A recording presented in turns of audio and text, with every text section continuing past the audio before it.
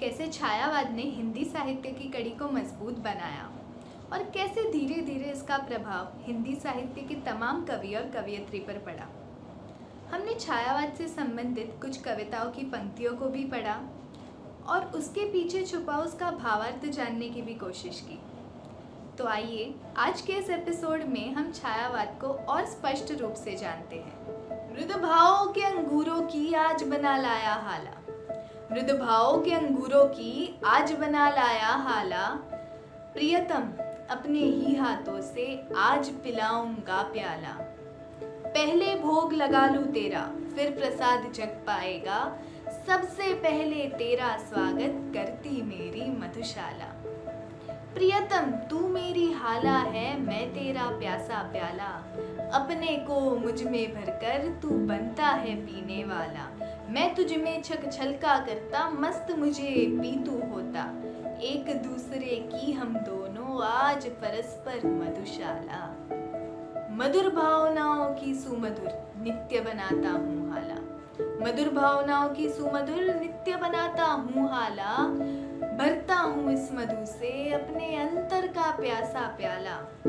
उठा कल्पना के हाथों से स्वयं से पी जाता हूँ, अपने ही मैं हूँ मैं साकी पीने वाला मधुशाला। यह हरिवंश राय बच्चन लिखित मधुशाला कविता की कुछ पंक्तियां हैं। इस कविता को छायावाद में बड़ा महत्व मिला है। बड़ी ही मधुर वाणी का इस्तेमाल कर हरिवंश राय बच्चन ने जिंदगी की मदिरा से तुलना की है।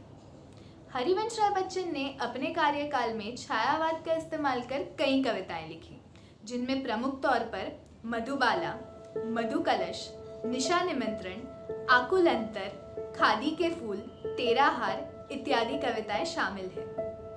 पर क्या आप जानते हैं, यही हरिवंश राय जी जिन्होंने छायावाद पर इतनी कविताएं लिखी, वही इसके बड़े आलोचक भी बन गए और बड़े पैमाने पर इन्होंने छायावाद का विरोध भी किया।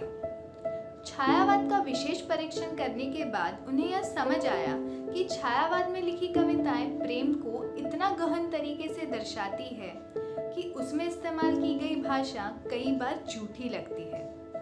प्रेम को शब्दों से इतनी मीठी पद्धति से दर्शाना एक वाचक को झूठा लग सकता है, ऐसा हरिवंश राय जी का मानना था। विरोध करने का दूसरा कारण ये भी था कि जैसे जैसे वो छायावाद में कविता करने लगे, उन्हें वो आसान लगने लगा। एक कवि जिसे साहित्य का अच्छा खासा ज्ञान हो, जो हिंदी साहित्य को पढ़ता हो और शब्दों का उपयोग करके कविता लिखता हो, वो कवि छायावाद युग में कविता लिख सकता है। कुछ सुंदर मार्मिक शब्दों को जोड़ दो, अनुप्रास बने या ना बने, छायावाद में शब्दों और उनके भावार्थ को ज्यादा महत्व दिया जाता है। उन दिनों छायावाद इतना प्रसिद्ध बन गया था कि हर कोई अपनी कविता उसी में लिखता था। हिंदी कविताएं यानी सिर्फ छायावाद और छायावाद यानी सिर्फ हिंदी कविताएं, ये हर किसी की परिभाषा बन गई थी। इसीलिए हरिवंश राय बच्चन जी ने हिंदी साहित्य के अलग अलग युगों में कविता लिखना शुरू कर दिया, जिनमें रहस्यवाद और प्रगतिवाद मुख्य रूप से शामिल थे।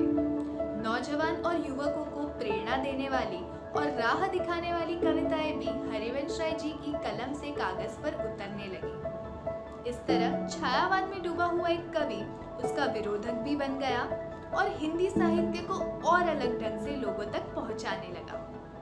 आज का एपिसोड बस इतना ही। हिंदी साहित्य से जुड़ी ऐसी ही रंगीन कहानी और जानकारी प्राप्त करने के लिए हमारा अगला एपिसोड जरूर देखें। धन्यवाद।